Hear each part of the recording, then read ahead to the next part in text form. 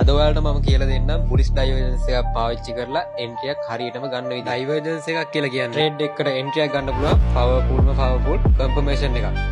හරි. එතකොට ඔයාලට පේනවා මෙතන මාකට් එක ඩවුන් වෙලා තියෙන්නේ කියලා. ඒ වගේම එතකොට ඔයාලට පේනව නේද RSI එකත් අප් වෙලා තියෙන්නේ කියලා. එතකොට මේ තියෙන්නේ බුලිෂ් ඩයිවර්ජන්ස් එකක්. මාකට් එක ගමන් කරන විරුද්ධ දිශාවටයි RSI ඩයිවර්ජන්ස් හැදෙන්නේ. ඩයිවර්ජන්ස් එකත් එක්ක බලනකොට මාකට් එක ඉස්සරහට අප් වෙන්න ඕන.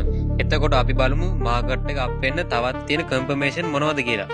එතකොට දැනට මාකට් එක ඉවරලා තියෙන්නේ බුලිෂ් එන්ගාලික් කැනල් එකකින්. එතකොට එන්ගාලික් කැනල් එක හැදුණා කියන්නේ අපිට තවත් කන්ෆර්මේෂන් එකක් ගන්න පුළුවන්.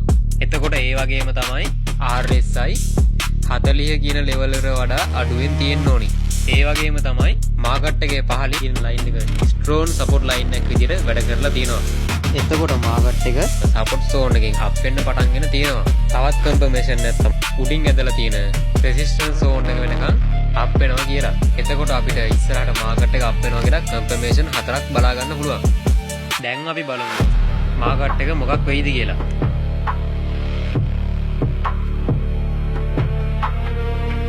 ඇනලයිස් කරන විදිය හරියටම දැනගන්න කැමති කට්ටිය ඕකේ කියලා කමෙන්ට් එකක් දාගෙන යන්න.